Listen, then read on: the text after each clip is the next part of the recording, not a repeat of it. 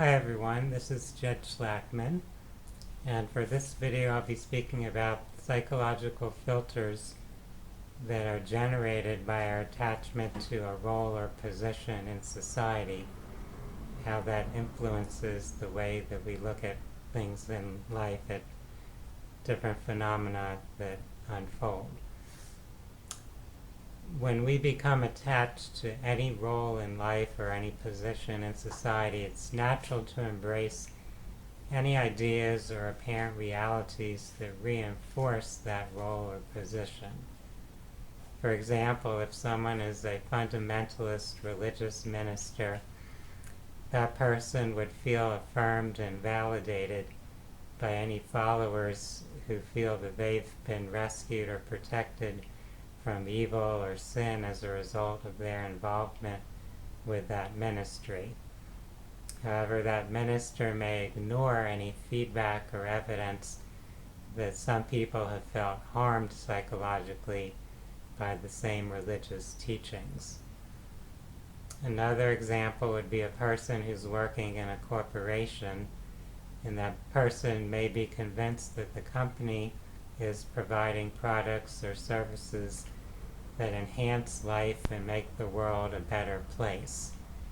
We all know many companies that present that image to the public, and companies would naturally tend to indoctrinate their own staff, their own employees with that same self-concept of the company. So that person may have a desirable position in the corporate environment and a comfortable salary and a lifestyle that are supported by having that job. If evidence is presented that the company's products or services are actually harming people, it's common for the person to embrace any data or arguments that reject the allegations of harm, while also avoiding the opportunity to openly and objectively consider the input that is challenging the idea of the benevolence of that company. We can think of other examples in life where the position or role that we're in would tend to skew or influence or bias the way we respond to the information that's being presented to us. One example that many people encounter is parents of children, and let's say that child is in some type of altercation at school, and the child is being blamed for creating that problem, for being the instigator, let's say, and the parent has a hard time believing or accepting that their child is the one misbehaving. So they might be in denial about some issues or problems with the child's behavior, and they would try to attach to any input or information that would allow them to blame someone else. So they might blame another student, they might blame a teacher for a situation that occurs, that they'll be resistant to considering that their own child was the one instigating some type of problem. I could even use the example of the role or position that I'm playing as a holistic healer, as a therapist. So let's say that there's someone else in my field who I am told is engaging in some type of unethical behavior. Well, I might have in my mind the idea that that would reflect poorly on my profession, and I might not want to consider that possibility. I might be inclined to try to defend that person and to reject any evidence or claims that that person is doing something unethical. This is something that we all can encounter in different areas or aspects of our life, where we have some type of attachment to a particular role or position. It's easy to embrace things that help us stay attached to that role or position, and to filter out anything that might make us change or that might challenge the way we're looking at our position or role or any group or institution that we may feel some type of bond with. So this brings us now to the current global social environment where the public has been guided to sacrifice their freedoms and often their livelihoods to allegedly help protect vulnerable people from catching a dangerous infection-induced illness, according to that narrative.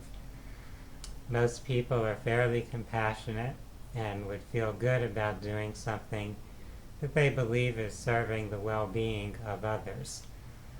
When there is a massive repetition and reinforcement of that narrative, it's hard for people to question that reality and the altruistic role that they have been convinced that they are playing. It doesn't feel good to think that you and most people in your community have been sacrificing your own well-being in a way that doesn't actually benefit others.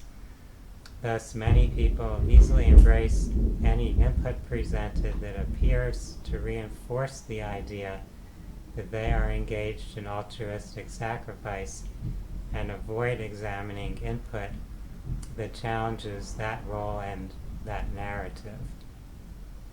So if we want to become more clear, more balanced, more aware of ourselves and what's actually occurring, if we want to get a better grasp on reality and upon truth, we may need to, at least for the time being, let go of some of those attachments that we have.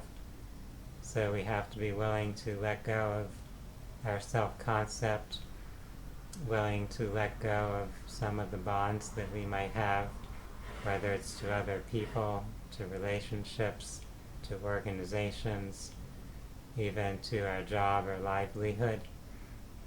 Sometimes those attachments can skew our perception. They could cause us to be biased or prejudiced in terms of our willingness to look at all the information, all the data or input that are relevant to a particular phenomenon.